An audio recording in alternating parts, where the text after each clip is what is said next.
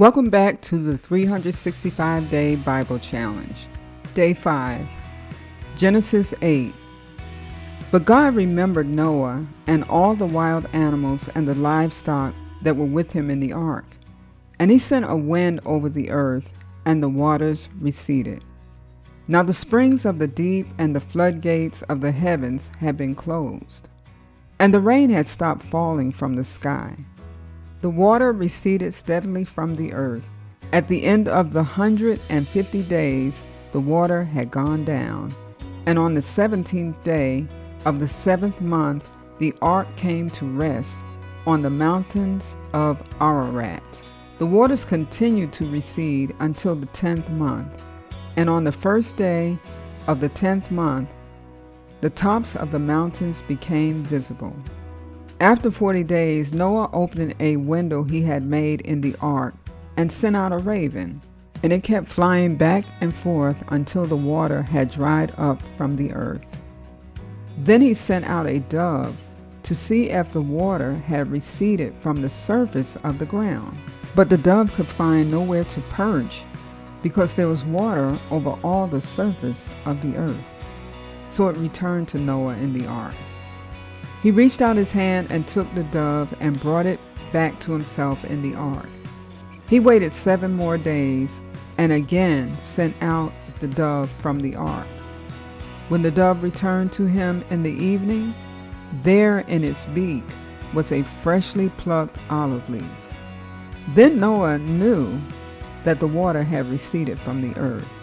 He waited 7 more days and sent the dove out again, but this time it did not return to him.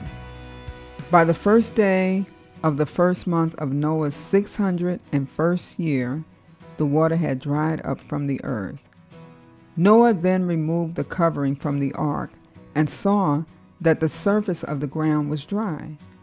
By the 27th day of the 2nd month, the earth was completely dry.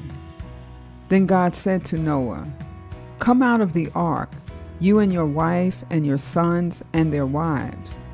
Bring out every kind of living creature that is with you, the birds, the animals, and all the creatures that move along the ground, so they can multiply on the earth and be fruitful and increase in number on it." So Noah came out together with his sons and his wife and his sons' wives.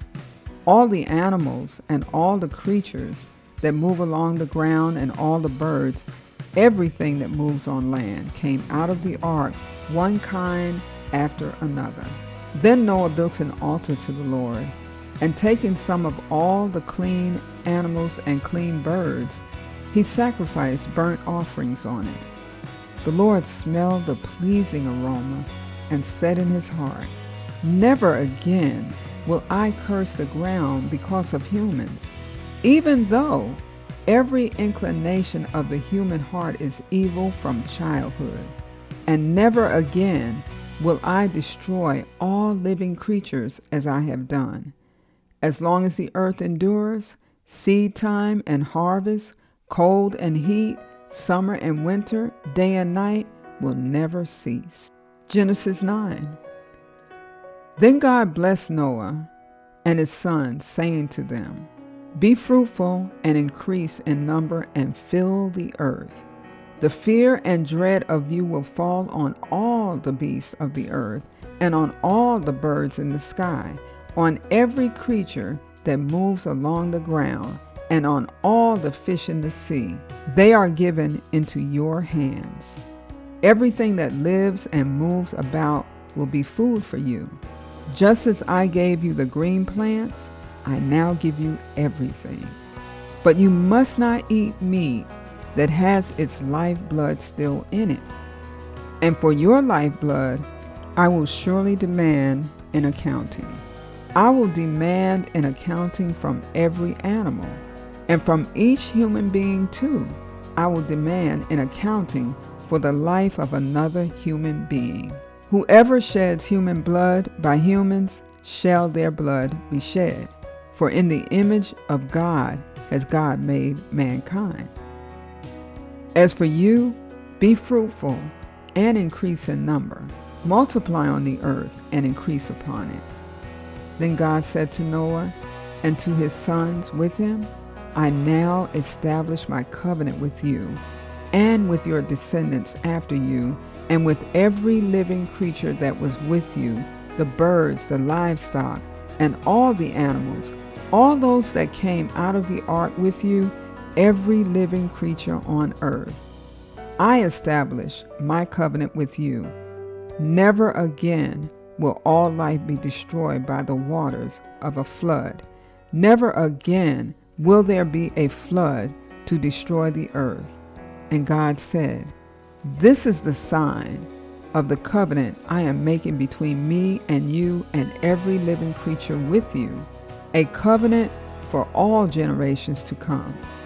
I have set my rainbow in the clouds, and it will be the sign of the covenant between me and the earth. Whenever I bring clouds over the earth and the rainbow appears in the clouds, I will remember my covenant between me and you and all living creatures of every kind. Never again will the waters become a flood to destroy all life. Whenever the rainbow appears in the clouds, I will see it and remember the everlasting covenant between God and all living creatures of every kind on the earth.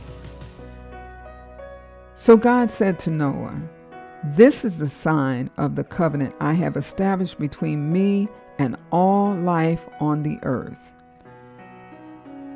The sons of Noah who came out of the ark were Shem, Ham, and Japheth.